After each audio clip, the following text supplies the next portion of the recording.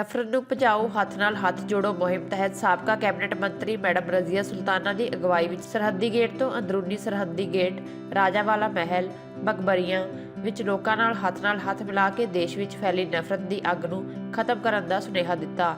ਇਸ ਮੌਕੇ ਪੱਤਰਕਾਰਾਂ ਨਾਲ ਗੱਲਬਾਤ ਕਰਦਿਆਂ ਮੈਡਮ ਰਜ਼ੀਆ ਸੁਲਤਾਨਾ ਨੇ ਦੱਸਿਆ ਕਿ ਮੇਰੇ ਵੱਲੋਂ ਵਿਕਾਸ ਦੇ ਕੰਮਾਂ ਲਈ ਕਰੋੜਾਂ ਦੀ ਰਕਮ ਅੱਜ ਦੇ ਵਿਧਾਇਕ ਖਰਚ ਕਰ ਰਹੇ ਹਨ, ਜਦੋਂ ਕਿ ਕੰਮ ਕਰਵਾਉਣ ਵਿੱਚ ਸਮਾਂ ਜ਼ਰੂਰ ਲੱਗਦਾ ਹੈ ਅਤੇ ਮੇਰੇ ਇਸੇ ਲੱਗ ਰਹੇ ਸਮੇਂ ਨੂੰ ਉਛਾਲਿਆ ਗਿਆ। ਮੈਂ ਮੈਡੀਕਲ ਕਾਲਜ ਬੱਸ ਸਟੈਂਡ ਦੇ ਨਵੀਨੀਕਰਨ ਲਈ ਗ੍ਰਾਂਟ ਮਲੇਰਕੋਟਲਾ ਨੂੰ ਜ਼ਿਲ੍ਹੇ ਦਾ ਦਰਜਾ ਦਿਵਾਉਣ, ਪਰ ਅਫਸੋਸ ਅੱਜ ਦੀ ਸਰਕਾਰ ਦੇ ਨੁਮਾਇੰਦੇ ਸਿਰਫ ਨਵਾਬ ਸ਼ੇਰ ਮੁਹੰਮਦ ਇੰਸਟੀਚਿਊਟ ਦੇ ਉਰਦੂ ਅਧਿਆਪਕਾਂ ਦੀਆਂ ਪੋਸਟਾਂ ਦਾ ਰੋਣਾ ਵਿਧਾਨ ਸਭਾ ਵਿੱਚ ਉਠਾਉਂਦੇ ਹਨ, ਪਰ ਉਹ ਮੇਰੇ ਵੱਲੋਂ ਲਿਆਂਦੇ ਗਏ ਪ੍ਰੋਜੈਕਟਾਂ ਲਈ ਚੁੱਪੀ ਧਾਰੀ ਬੈਠੇ ਹਨ, ਜਦੋਂ ਕਿ ਇਹ ਪ੍ਰੋਜੈਕਟ ਸ਼ੁਰੂ ਹੋਣ ਨਾਲ ਨੌਕਰੀਆਂ ਵੀ ਮਿਲਣੀਆਂ ਹਨ। ਮੈਡਮ ਨੇ ਕਿਹਾ ਕਿ ਉਹ ਚੁੱਪ ਨਹੀਂ ਬੈਠਣਗੇ ਅਤੇ ਆਪਣੇ ਹਲਕੇ ਦੇ ਲੋਕਾਂ ਲਈ ਆਵਾਜ਼ ਉਠਾਉਂਦੇ ਰਹਿਣਗੇ।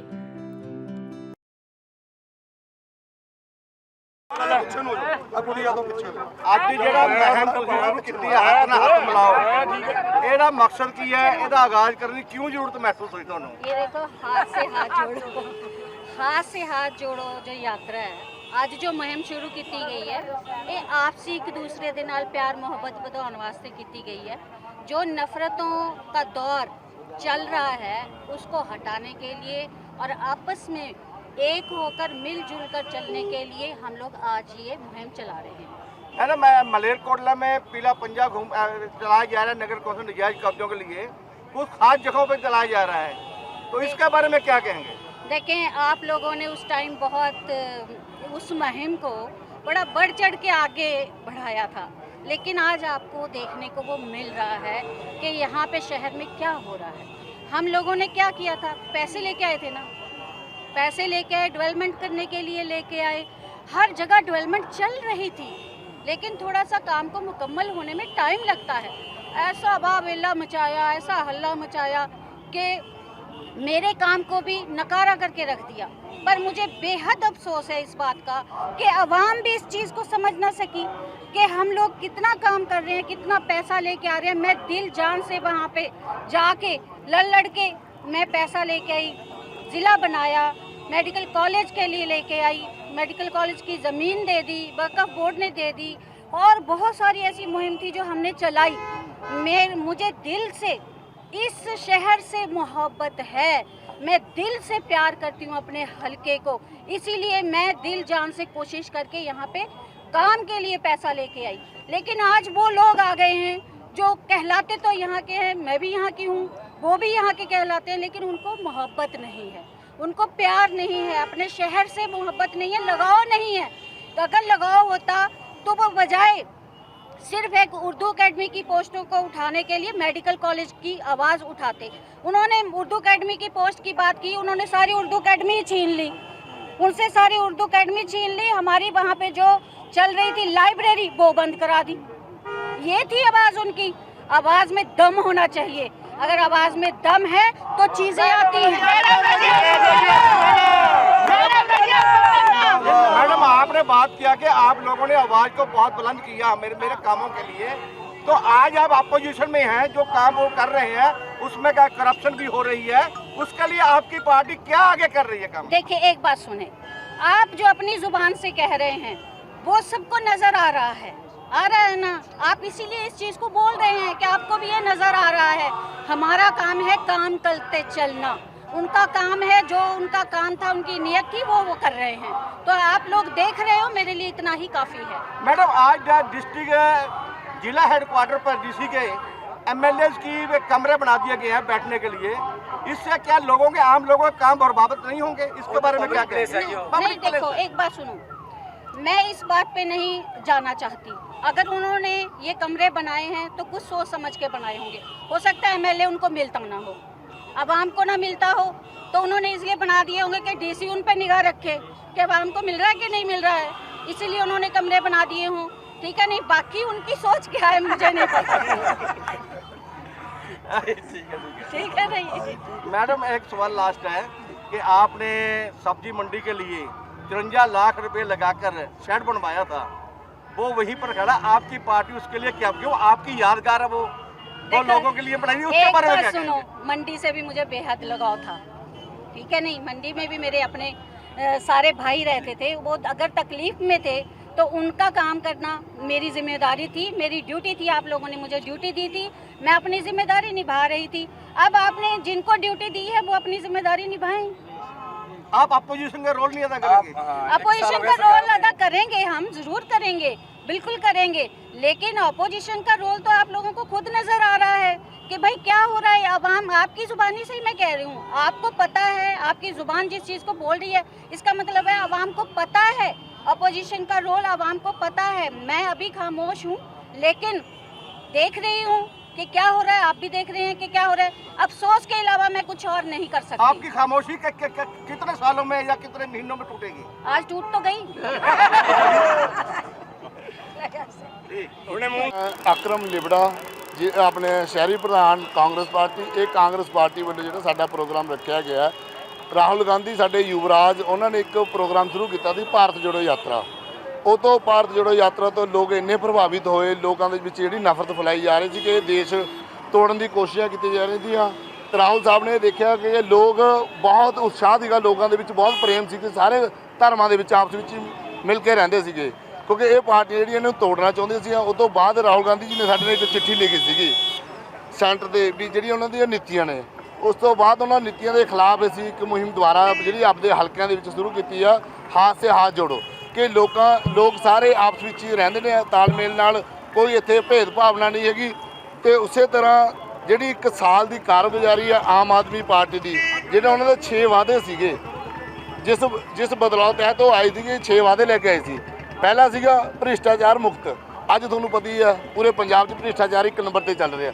ਦੂਸਰਾ ਵਾਅਦਾ ਸੀਗਾ ਲੋਕਾਂ ਨੂੰ ਮੁੱਢਲੀਆਂ ਸਹੂਲਤਾਂ, ਕੋਈ ਸਹੂਲਤ ਨਹੀਂ ਦਿੱਤੀ ਜਾ ਰਹੀ, ਇਕੱਲੇ ਜੁਮਲੇਬਾਜ਼ੀ ਕਿ 1000 ਰੁਪਇਆ ਪੈਨਸ਼ਨ ਮਿਲ ਗਈ, ਕਿੰਨੇ ਕੁ ਲੋਕਾਂ ਦੀ ਫ੍ਰੀ ਹੋ ਗਈਆਂ, ਹਰ ਬੰਦੇ ਨੂੰ ਉਨੀ ਬਿਜਲੀ ਦੇਣੀ ਪੈਂਦੀ ਹੈ। ਤੀਜਾ ਵਾਅਦਾ ਸੀ ਕਿਸਾਨਾਂ ਦਾ ਰਖਵੇਲਾ ਬਣਨਾ, ਕਿੰਨਾ ਕੁ ਰਖਵੇਲੇ ਨੇ ਕਿਸਾਨਾਂ ਦੇ, ਅੱਜ ਕਿਸਾਨ ਫਿਰ ਉੱਡ ਰਿਹਾ ਉਹੀ ਸੜਕਾਂ 'ਤੇ ਆ।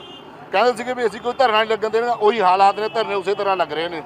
ਤੇ ਚੌਥਾ ਵਾਅਦਾ ਸੀਗਾ ਮੁਹੱਲਾ ਕਲੀਨਿਕ ਦੇ ਹਾਲਾਤ ਤੁਸੀਂ ਪੂਰੇ ਪੰਜਾਬ 'ਚ ਦੇਖ ਰਹੇ ਹੋ। ਇੱਕ ਬਸ ਆਪਣੇ ਕੀ ਸਰਕਾਰੀ ਹਸਪੀਟਲ ਬੰਦ ਕੀਤੇ ਪਏ ਨੇ, ਇੱਥੇ ਇਹਨਾਂ ਦੀ ਜੁਮਲੇਬਾਜ਼ੀ ਚੱਲ ਰਹੀ ਹੈ, ਕੋਈ ਉੱਥੇ ਕਿਸੇ ਤਰ੍ਹਾਂ ਦੇ ਕੋਈ ਟੈਸਟ ਨਹੀਂ ਹੋ ਰਹੇ, ਲੋਕਾਂ ਨੂੰ ਸਿਵਾ ਬੇਵਕੂਫ ਬਣਾਉਣ ਤੋਂ ਕੁਝ ਨਹੀਂ ਹੈਗਾ। ਹਸਪੀਟਲ ਦੀ ਆਪਣੀ ਹਾਲਤ ਦੇਖ ਲਓ, ਕੋਈ ਡਾਕਟਰ ਨਹੀਂ, ਜੰਗਲ ਰਾਜ ਚੱਲ ਰਿਹਾ। ਤੁਹਾਡੇ ਵੱਲੋਂ ਕੋਈ ਵਿਰੋਧੀ ਧਿਰ ਦਾ ਰੋਲ ਤਾਂ ਅਦਾ ਕੀਤਾ ਨਹੀਂ ਜਾ ਰਿਹਾ, ਜੇ ਉਹ ਮਨਮਰਜ਼ੀਆਂ ਕਰਦੇ ਤਾਂ ਤੁਸੀਂ ਵੀ ਕੁਝ ਨਹੀਂ ਅਸੀਂ ਬਿਲਕੁਲ ਪਹਿਲਾਂ ਵੀ ਮੁੱਦੇ ਚੱਕੇ ਨੇ। ਅਸੀਂ ਮੁਹੱਲਾ ਕਲੀਨਿਕ ਦੀ ਤੁਸੀਂ ਗੱਲ ਕਰ ਲਿਓ, ਮਲੇਰਕੋਟਲੇ ਦੇ ਵਿੱਚ ਕੁਝ ਦੇਰ ਪਹਿਲਾਂ 4 ਡਾਕਟਰ ਦਾ ਜੁਆਇਨਿੰਗ ਕਰਾਈ ਦੀ, ਪਰ ਅੱਜ ਕਰਾਈ ਨਹੀਂ ਗਏ, ਤੁਸੀਂ ਉਹਦੇ ਵਾਸਤੇ ਕੀ ਕੀਤਾ? ਉਹਦੇ ਲਈ ਅਸੀਂ ਦੇਖਦੇ ਹਾਂ, ਮੈਡਮ ਜੀ ਆਉਣਗੇ, ਅਸੀਂ ਇਨਸ਼ਾਅੱਲਾ ਇਹਨਾਂ ਨੂੰ ਅਸੀਂ ਕੱਲ ਨੂੰ ਡੀਸੀ ਸਾਹਿਬ ਨੂੰ ਪਰਸੋਂ ਮਿਲਾਂਗੇ। ਨਾਮ ਮਲੇਰਕੋਟਲੇ 'ਚ ਬੋਲ ਬਾਲਾ ਬੜੇ ਪੂਰੇ 1 ਨੰਬਰ ਤੇ ਚੱਲ ਰਿਹਾ। ਤੁਸੀਂ ਕਾਂਗਰਸ ਪਾਰਟੀ ਆ ਉਹਦੇ ਵੱਲੋਂ ਕੀ ਕਰ ਰਹੀ ਆ ਉਹਦੇ ਖਿਲਾਫ ਅਸੀਂ ਡੀਸੀ ਸਾਹਿਬ ਨੂੰ ਮਿਲਾਂਗੇ, ਮੈਡਮ ਜੀ ਸਾਡੇ ਆਉਣਗੇ, ਅਸੀਂ ਉਹਨਾਂ ਦੇ ਨਾਲ ਗੱਲਬਾਤ ਕਰਕੇ ਫਿਰ ਅਸੀਂ ਆਪਦੇ ਪ੍ਰੋਗਰਾਮ ਉਲੀਕਾਂਗੇ। ਤੇ ਉਸੇ ਤਰ੍ਹਾਂ ਉਹਨਾਂ ਦਾ ਪੰਜਾਬ ਦਾ ਨਿਰੀਪੱਖ ਲੀਡਰਸ਼ਿਪ ਦੇਣਾ। ਅੱਜ ਸਭ ਤੋਂ ਵੱਧ ਬਦਲਾਖੋਰੀ ਹੋ ਰਹੀ ਹੈ, ਤੁਸੀਂ ਦੇਖਿਆ ਪੀਲਾ ਪੰਜਾ ਚਲਾ ਰਹੇ ਨੇ, ਲੋਕਾਂ ਦੇ ਕੀ ਘਰ ਉਜਾੜ ਰਹੇ ਨੇ, ਕਿਹੜੇ ਗਰੀਬਾਂ ਨੂੰ ਇਹ ਦੇਣ ਦੀ ਗੱਲ ਕਰਦੇ ਤੇ ਅੱਜ ਉਹ ਹਾਲਾਤ ਦੇਖ ਲਓ ਤੇ ਲੋਕ ਗਰੀਬਾਂ ਨੂੰ ਉਜਾੜ ਰਹੇ ਨੇ। ਮੰਡੀ ਦੇ ਵਿੱਚ ਹਾਲਾਤ ਇਹੀ ਨੇ। ਮੰਡੀ ਜਿਹੜੇ ਹਾਲਾਤ ਦੀ ਗੱਲ ਕਰ ਰਹੇ ਹੋ, ਹਾਲਾਤ ਕਿੱਦਾਂ ਦੇ ਮਹਿਸੂਸ ਕਰ ਰਹੇ ਹੋ? ਮੰਡੀ ਦੇ ਕੀ ਹਾਲਾਤ ਨੇ? ਮੰਡੀ ਦੇ ਬਾਈ ਹਾਲਾਤ ਬਿਲਕੁਲ ਖਰਾਬ ਨੇ। ਮੰਡੀ ਦੇ ਵਿੱਚ ਵੀ ਸੁਣੋ, ਰੇਹੜੀਆਂ ਮਸਲਨ ਤੋਂ ਰੇਹੜੀਆਂ ਵਾਲਿਆਂ ਨੂੰ ਖੜਨ ਨੂੰ ਜਗ੍ਹਾ ਨਹੀਂ ਪ੍ਰੋਪਰ ਤਰੀਕੇ ਨਾਲ ਦੇ ਰਹੇ, ਇੱਧਰ ਨੂੰ ਗੱਲ ਆ ਉੱਧਰ ਨੂੰ ਗੱਲ ਆ। ਪਹਿਲਾਂ ਵੀ ਤਾਂ ਮੰਡੀ ਦੇ ਵਿੱਚ ਰੇਹੜੀਆਂ ਲੱਗਦੀਆਂ ਸੀ, ਜਿਹੜੀ ਆ ਉਹ ਹੋਲਸੇਲ ਦੀ ਆ, ਰੇਹੜੀਆਂ ਦਾ ਵੈਸੇ ਜਿਹੜੀ ਫੜੀਆਂ ਵਾਸਤੇ ਸਾਡੇ ਟਾਈਮ ਜਗ੍ਹਾ ਦਿੱਤੀ ਸੀ, ਉਹ ਕੁਝ ਵਜ੍ਹਾ ਕਰਕੇ ਉੱਥੇ ਨਹੀਂ ਬੈਠੇ ਜਾਂ ਕੁਝ ਲੋਕਾਂ ਲੱਖ ਰੁਪਇਆ ਲਾਦਾ ਸਰਕਾਰ ਨੇ, ਥੋੜੇ ਟਾਈਮ 'ਚ ਲੱਗਿਆ, ਪਰ ਤੁਸੀਂ ਹੁਣ ਲਾਗੂ ਕਿਉਂ ਨਹੀਂ ਕਰਵਾਉਂਦੇ? ਉਹਦੇ ਵਾਸਤੇ ਧਰਨਾ ਦਿੰਦੇ ਹੋ ਭਾਜੀ। ਉਹਦੇ ਲਈ ਵੀ ਸਾਡੀ ਗੱਲ ਹੋਈ ਸੀਗੀ, ਉਦੋਂ ਅਸੀਂ ਕਿਹਾ ਸੀਗਾ ਬੈਠਣ ਨੂੰ, ਕੁਝ ਫੜੀਏ ਬੈਠਣਾ ਨਹੀਂ ਚਾਹੁੰਦੇ ਸੀਗੇ। ਉਹ ਸਿਆਸੀ ਤੁਹਾਨੂੰ ਪਤਾ ਹੈ ਪ੍ਰੈਸ਼ਰ ਸ਼ੁਰੂ ਹੋ ਜਾਂਦਾ ਲੋਕਾਂ ਦਾ। ਉਹਦੀ ਬਾਅਦ ਇਹਨਾਂ ਨੂੰ ਲੱਗਿਆ ਵੀ ਸ਼ਾਇਦ ਇਹ ਜਗ੍ਹਾ ਬਿਹਤਰ ਨਹੀਂ ਹੈਗੀ, ਅਸੀਂ ਹੋਰ ਜਗ੍ਹਾ ਦੇਵਾਂਗੇ, ਜਿਵੇਂ ਮੂਹਰਲੇ ਪਾਸੇ ਜਗ੍ਹਾ ਪਈ ਆ। ਇਹਨਾਂ ਨੇ ਕਿਹਾ ਵੀ ਸੀਗਾ ਵੀ ਅਸੀਂ ਇਹ ਜਗ੍ਹਾ ਖਾਲੀ ਕਰਾ ਲਾਂਗੇ, ਪਰ ਉੱਥੇ ਵੀ ਜਗ੍ਹਾ ਦੇ ਵਿੱਚ ਕੋਈ ਹੱਲ ਨਹੀਂ ਹੋ ਰਿਹਾ। ਉੱਥੇ ਸਿਵਾ ਟ੍ਰੈਫਿਕ ਖੜਨ ਜਿਹੜਾ 54 ਲੱਖ ਰੁਪਇਆ ਲੱਗ ਗਿਆ, ਇਹਦਾ ਮਤਲਬ ਉਹ ਬੇਸਮੈਂਟ ਜਾਏਗੀ ਉਹਦੀ? ਬਿਲਕੁਲ ਬੇਸਮੈਂਟ ਹੀ ਹੈ ਜੀ। ਇਹ ਤਾਂ ਹੁਣ ਸਰਕਾਰ ਤੁਸੀਂ ਰੋਲ ਕੀ ਅਦਾ ਕਰਦੇ ਹੋ? ਉਹ ਤਾਂ ਕਰਦੇ ਨੇ, ਤੁਸੀਂ ਰੋਲ ਅਦਾ ਕੀ ਕਰਦੇ? ਵਿਰੋਧੀ ਧਿਰ ਵੀ ਨਾਲ ਮਿਲੀ ਹੋਈ ਆ ਉਹਨਾਂ ਦੇ, ਕਹਿ ਲਈਏ। ਨਹੀਂ ਮੈਂ ਤੁਹਾਨੂੰ ਦੱਸਦਾ, ਅਸੀਂ ਪਹਿਲਾਂ ਵੀ ਮੈਂ ਚੋਰਾਂ ਨਾਲ ਰਲੀ ਹੋਈ ਆ। ਨਹੀਂ ਪਹਿਲਾਂ ਵੀ ਮੈਂ ਜ਼ਿਆਦਾ ਪਹਿਲਾਂ ਮੈਨੇ ਠੋਕ ਕੇ ਕਿਹਾ, ਮੈਨੇ ਠੋਕ ਕੇ ਕਿਹਾ ਸੀਗਾ ਵੀ ਉੱਥੇ ਲੋਕਾਂ ਨੂੰ ਬਿਠਾਇਆ ਨਹੀਂ ਜਾ ਰਿਹਾ, ਕਿਉਂਕਿ ਸਰਕਾਰ ਹੈ, ਅਸੀਂ ਤਾਂ ਕਰ ਰਹੇ, ਪਰ ਕੋਈ ਸੁਣਵਾਈ ਨਹੀਂ, ਕੋਈ ਜੰਗਲ ਰਾਜ ਚੱਲ ਰਿਹਾ, ਕੋਈ ਸੁਣਨੇ ਨਹੀਂ ਚਾਹੁੰਦਾ। ਪੀਲੇ ਪੰਜੇ ਦੀ ਗੱਲ ਕਰੀਏ, ਕਾਲੀਆਂ ਭੇਡਾਂ ਕੁਝ ਛੋਟੇ ਜਿਹੇ ਪਹਿਲਾਂ ਹੁਣ ਬਦਲ ਕੇ ਉੱਧਰ ਚਲੇ ਗਈਆਂ। ਇੱਕ ਕੌਂਸਲਰ ਨੇ ਨਜਾਇਜ਼ ਕਬਜ਼ਾ ਕੀਤਾ ਹੋਇਆ, ਕੀ ਕਰੋਗੇ ਉਹਦੇ ਬਾਰੇ? ਤੁਸੀਂ ਕੀ ਕਰੋਗੇ? ਕੌਂਸਲਰ ਮੌਜੂਦਾ ਕੌਂਸਲਰ ਆ, ਨਗਰ ਕੌਂਸਲ ਜਗ੍ਹਾ ਦੇ ਉੱਪਰ ਉਹਨੇ ਛੱਤ ਵੀ ਪਾ ਲਈ। ਨਾ ਉਹ ਮੇਰੀ ਨੌਲੇਜ ਦੇ ਵਿੱਚ ਨਹੀਂ ਹੈਗਾ ਉਹ ਮੈਟਰ।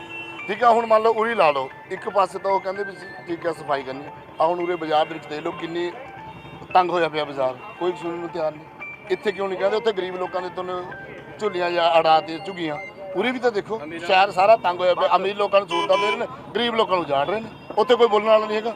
ਭੈਣ ਜੀ ਅੱਜ ਤੁਸੀਂ ਜਿਹੜਾ ਹਾਥ ਸੇ ਹਾਥ ਮਿਲਾਓ ਜੋੜੋ ਦਾ ਮੁਹਿੰਮ ਸ਼ੁਰੂ ਹੋਈ ਹੈ, ਹਾਂਜੀ, ਤੇ ਇਹਦੇ ਤੇ ਕੀ ਕਹਿਣਾ ਚਾਹੋਗੇ? ਇਹ ਕਿਉਂ ਜ਼ਰੂਰਤ ਮਹਿਸੂਸ ਹੋ ਰਹੀ ਹੈ ਤੁਹਾਨੂੰ? ਇਹਦੀ ਬਹੁਤ ਜ਼ਿਆਦਾ ਜ਼ਰੂਰਤ ਪਈ ਕਿਉਂਕਿ ਜੋ ਸਰਕਾਰ ਮੌਜੂਦਾ ਸਰਕਾਰ ਹੈ ਉਸ ਦੇ ਜੋ ਕੰਮ ਨੇ ਉਹ ਬਹੁਤ ਜ਼ਿਆਦਾ ਕੋਈ ਸੈਟੀਸਫਾਈ ਨਹੀਂ ਹੈਗੇ। ਉਹਨਾਂ ਕੰਮਾਂ ਨੂੰ ਨੱਥ ਪਾਉਣ ਦੇ ਲਈ ਸਾਡੇ ਰਾਹੁਲ ਗਾਂਧੀ ਜੀ ਨੇ ਹੱਥ ਨਾਲ ਹੱਥ ਜੋੜੋ ਯਾਤਰਾ, ਪਹਿਲਾਂ ਭਾਰਤ ਜੋੜੋ ਯਾਤਰਾ ਦੇ ਮਤਲਬ ਸ਼ੁਰੂ ਕੀਤੀ ਸੀ, ਉਹ ਅਸੀਂ ਕਰ ਰਹੇ ਹਾਂ। ਤੇ ਇਹ ਜਿਹੜੀਆਂ ਮਤਲਬ ਮੌਜੂਦਾ ਸਰਕਾਰ ਦੀਆਂ ਨੇ ਜੋ ਨੀਤੀਆਂ ਨੇ ਉਹਨਾਂ ਨੂੰ ਘਰ ਘਰ ਪਹੁੰਚਾਵਾਂਗੇ ਤੇ ਉਹਨਾਂ ਨੂੰ ਇਹ ਕਵਾਂਗੇ ਕਿ ਆਪਾਂ ਸਾਰੇ ਇਕੱਠੇ ਹੋ ਕੇ ਹੱਥ ਨਾਲ ਹੱਥ ਜੋੜ ਕੇ ਆਪਾਂ ਇਹ ਜਿਹੜੀਆਂ ਇਹਨਾਂ ਦੀਆਂ ਲੋਕ ਮਾਰੂ ਨੀਤੀਆਂ ਨੇ ਉਹਨਾਂ ਦਾ ਆਪਾਂ ਡਟ ਕੇ ਸਾਹਮਣਾ ਕਰ ਸਕੀਏ। ਤੇ ਇਸ ਕਰਕੇ ਅਸੀਂ ਇਕੱਠੇ ਹੋ ਕੇ ਇਹ ਸਾਰੀ ਮੁਹਿੰਮ ਚਲਾ ਰਹੇ ਹਾਂ। ਤੇ ਇਹ ਲੋਕ ਮਾਰੂ ਨੀਤੀਆਂ ਕਿਹੜੀਆਂ ਨੇ, ਮਸਲਾ ਇੱਕ ਦੱਸੋਗੇ? ਲੋਕ ਮਾਰੂ ਨੀਤੀਆਂ ਨੇ, ਕਤਲੇਆਮ ਹੋ ਰਹੇ ਨੇ, ਲੁੱਟਾਂ ਖੋਹਾਂ ਵਾਰਦਾਤਾਂ ਹੋ ਰਹੀਆਂ ਨੇ, ਇਹ ਸਾਰੀਆਂ ਮੇਨ ਤਾਂ ਇਹ ਨੇ ਜੀ। ਤੇ ਬਾਕੀ ਜੋ ਵੈਕੈਂਸੀਆਂ ਨੇ, ਬੇਰੁਜ਼ਗਾਰ ਧੱਕੇ ਖਾ ਰਹੇ ਨੇ, ਡਾਂਗਾ ਖਾ ਰਹੇ ਨੇ, ਕੋਈ ਵੀ ਇਹ ਵੈਕੈਂਸੀ ਨਹੀਂ ਪੂਰੀ ਕਰਦੇ। ਜੇ ਕੋਈ ਕੱਢਦੇ ਵੀ ਨੇ ਤਾਂ ਉਹਨੂੰ ਨੇਪਰੇ ਨਹੀਂ ਚੜ੍ਹਦੇ ਹੈਗੇ। ਤੇ ਹੋਰ ਵੀ ਮਤਲਬ ਜੋ ਹੈ ਅੱਜ ਕੱਲ੍ਹ ਕੋਈ ਵੀ ਇਨਸਾਨ ਸੇਫ ਨਹੀਂ ਹੈ, ਨਾ ਕੋਈ ਔਰਤਾਂ ਨੂੰ ਸੜਕਾਂ ਦੇ ਵਿੱਚ ਵਿਚਾਲੇ ਲੁੱਟਿਆ ਜਾ ਰਿਹਾ, ਉਹਨਾਂ ਦੇ ਪਰਸ ਖੋਏ ਜਾ ਰਹੇ ਨੇ। ਤੇ ਇਹ ਸਾਰੀਆਂ ਨੀਤੀਆਂ ਦਾ ਟਾਕਰਾ ਕਰਨ ਦੇ ਲਈ ਸਾਨੂੰ ਇਹ ਇਕੱਠੇ ਹੋਣ ਦੀ ਲੋੜ ਪਈ।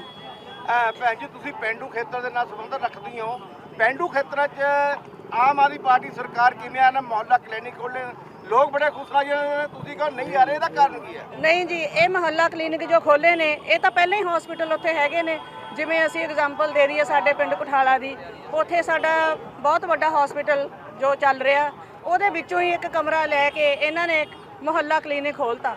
ਤੇ ਜਾਂ ਤਾਂ ਇਹ ਬਿਲਡਿੰਗਾਂ ਜਿਹੜੀਆਂ ਹੈਗੀਆਂ ਨੇ ਸੈਪਰੇਟ ਬਣਾਉਂਦੇ, ਫਿਰ ਤਾਂ ਅਸੀਂ ਮੰਨ ਲੈਂਦੇ ਆ ਵੀ ਮੁਹੱਲਿਆਂ ਦੇ ਵਿੱਚ ਕਲੀਨਿਕ ਖੋਲ੍ਹੇ ਨੇ। ਇੱਕ ਕਮਰਾ ਲੈ ਕੇ ਉਹਨੂੰ ਲਿਪ ਪੋਚ ਕਰਕੇ ਇਹਨਾਂ ਨੇ ਲੱਖਾਂ ਕਰੋੜਾਂ ਦੀਆਂ। ਵਿਰੋਧ ਕੀਤਾ ਗਿਆ ਮਹੱਲਾ ਕਲੀਨਿਕ ਨਾਲ, ਹੁਣ ਤੱਕ 1 ਸਾਲ ਹੋ ਗਿਆ ਸਰਕਾਰ ਬਣੀ ਨੂੰ। ਅਸੀਂ ਕੀਤਾ ਜੀ ਵਿਰੋਧ, ਅਸੀਂ ਕਰਦੇ ਹਾਂ, ਅਸੀਂ ਅੱਜ ਵੀ ਕਰਦੇ ਹਾਂ, ਅਸੀਂ ਪਹਿਲਾਂ ਵੀ ਕਰਦੇ ਸੀ। ਨਹੀਂ ਜੀ ਅਸੀਂ ਕਰਦੇ ਹਾਂ। ਅਨਐਮਪਲੋਇਮੈਂਟ ਦੀ ਗੱਲ ਕੀਤੀ ਹੈ ਮੈਡਮ, ਅਨਐਮਪਲੋਇਮੈਂਟ ਸੀਐਮ ਸਾਹਿਬ ਦਾ ਕਹਿੰਦੇ ਨੇ ਕਿ ਕਾਫੀ ਜੌਬਸ ਦੇ ਦਿੱਤੀਆਂ ਨੌਜਵਾਨਾਂ ਨੂੰ। ਨਹੀਂ, ਸਾਡੇ ਤਾਂ ਬਹੁਤ ਗਿਣਤੀ ਮਤਲਬ ਸਾਰੇ ਬੈਠੇ ਨੇ, ਕਿਸੇ ਨੂੰ ਜੌਬ ਨਹੀਂ ਮਿਲੀ ਹੈਗੀ। ਜਦੋਂ ਕਿ ਪੀਟੈਟ ਸੀਟੈਟ ਸਾਰੇ ਕਲੀਅਰ ਨੇ ਬੱਚੇ, ਫੇਰ ਕੀ ਬਣਦਾ ਵਾ ਵੀ ਆਪਾਂ ਉਹਨੂੰ ਕੀ ਚਾਹੁੰਦਾ। ਪ੍ਰਧਾਨ ਜੀ ਅੱਜ ਤੁਸੀਂ ਹੱਥ ਨਾਲ ਹੱਥ ਮਿਲਾਓ ਮੁਹਿੰਮ ਸ਼ੁਰੂ ਕਰ ਰਹੇ ਹੋ। ਬਿਲਕੁਲ ਜੀ। ਇਹ ਤੁਹਾਨੂੰ ਕਿਉਂ ਮਹਿਸੂਸ ਹੋਈ? 20 ਸਾਲ ਲੋਕਾਂ ਨੇ ਤੁਹਾਨੂੰ ਦਿੱਤੇ ਸੀਗੇ, ਮਲੇਰਕੋਟਲੇ ਦੀ ਜਨਤਾ ਨੇ, ਇਹ ਹਾਲਾਤ ਪੈਦਾ ਕਿਉਂ ਹੋਏ ਤੁਹਾਡੇ? ਇਹ ਜਿਹੜੇ ਹਾਲਾਤ ਪੈਦਾ ਹੋਏ ਨੇ ਨਾ 20 ਸਾਲ 'ਚ ਨਹੀਂ ਹੋਏ। ਜਿਹੜੀਆਂ ਸਰਕਾਰਾਂ ਹੁਣ ਆਈਆਂ ਨੇ, ਬੀਜੇਪੀ ਦੀ ਹੋ ਗਈ, ਝਾੜੂ ਦੀ ਹੋ ਗਈ, ਇਹ ਜਿਹੜੇ ਘੱਟ ਗਿਣਤੀਆਂ ਦੇ ਲੋਕ ਨੇ ਉਹਨਾਂ ਦੇ ਤਸੱਦਦ, ਜ਼ੁਲਮ, ਘੱਟ ਗਿਣਤੀਆਂ ਨੂੰ ਜਲੀਲ ਪਰੇਸ਼ਾਨ ਕਰਦੇ ਨੇ। ਅਸੀਂ ਹੱਥ ਜੋੜੋ ਯਾਤਰਾ ਇਸ ਗੱਲ ਕਰਕੇ ਕੱਢ ਰਹੇ ਹਾਂ ਵੀ ਚਾਹੇ ਕੋਈ ਘੱਟ ਗਿਣਤੀ ਦਾ ਬੰਦਾ ਹੈ, ਚਾਹੇ ਕੋਈ ਵੀ ਬੰਦਾ ਹੈ, ਉਹਨਾਂ ਸਾਰਿਆਂ ਨੂੰ ਅਸੀਂ ਇੱਕੋ ਜਿਹਾ ਸਨਮਾਨਿਤ ਕਰਕੇ, ਇੱਕੋ ਜਿਹੀ ਇੱਜ਼ਤ ਕਰਕੇ ਇੱਕ ਇਕੱਠਾ ਭਾਰਤ ਬਣਾਉਣਾ ਚਾਹੁੰਦੇ ਹਾਂ, ਜਿਹਦੇ ਵਿੱਚ ਹਰ ਬੰਦੇ ਦੀ ਬਰਾਬਰ ਦੀ ਇੱਜ਼ਤ ਹੋਵੇ। 70 ਸਾਲ 'ਚ ਤੁਹਾਡੇ ਕੋਲ ਕੀ ਇੱਕ ਭਾਰਤ ਬਣੇ ਨਹੀਂ ਹੈਗਾ? ਨਹੀਂ, ਅਸੀਂ ਜਦੋਂ 70 ਸਾਲ ਦੇ ਵਿੱਚ ਜਦੋਂ ਸਾਡੀ ਸਰਕਾਰ ਰਹੀ, ਕਾਂਗਰਸ ਦੀ ਸਰਕਾਰ ਰਹੀ ਸੈਂਟਰ 'ਚ, ਉਦੋਂ ਕਿਸੇ ਘੱਟ ਗਿਣਤੀ ਦੇ ਅਸੀਂ ਕੋਈ ਤਸੱਦਦ ਨਹੀਂ ਹੋਣ ਦਿੱਤਾ ਜੋ ਹੁਣ ਹੋ ਰਿਹਾ ਬਹੁਤ ਜ਼ੁਲਮ ਤਾਂ ਹੋਏ ਨੇ। ਨਹੀਂ, ਕੋਈ ਜ਼ੁਲਮ ਨਹੀਂ ਹੋਇਆ ਜੀ। ਸੱਚਰ ਕਮੇਟੀ ਰਿਪੋਰਟ ਤੁਹਾਡੇ ਟਾਈਮ ਦੇ ਵਿੱਚ ਆਈ ਸੀ, ਜਿਹੜੀ ਕਿ ਅਜੇ ਤੱਕ ਲਾਗੂ ਨਹੀਂ ਕੀਤੀ ਗਈ। ਤੁਸੀਂ ਵੀ ਨਹੀਂ ਲਾਗੂ ਕੀਤੀ, ਘੱਟ ਗਿਣਤੀਆਂ ਨਾਲ ਸੀ, ਉਹ ਕਿੱਥੇ ਗਈ? ਨਹੀਂ, ਉਹ ਘੱਟ ਗਿਣਤੀਆਂ ਦਾ ਜੇ ਕਿਸੇ ਦੇ ਤਸੱਦਦ ਹੋਇਆ ਹੈ, ਅਸੀਂ ਉਹਦੀ ਆਵਾਜ਼ ਉਠਾਈ ਹੈ, ਅਸੀਂ ਹੁਣ ਵੀ ਉਠਾਉਣੇ ਆ। ਕਿਉਂਕਿ ਜਿਹੜੇ ਸਾਡੇ ਇੱਥੇ ਦੇ ਸਾਬਕਾ ਮੰਤਰੀ ਨੇ ਮੈਡਮ ਰਜ਼ੀਆ ਸੁਲਤਾਨਾ, ਉਹ ਘੱਟ ਗਿਣਤੀਆਂ ਦੇ ਨਾਲ ਨੇ।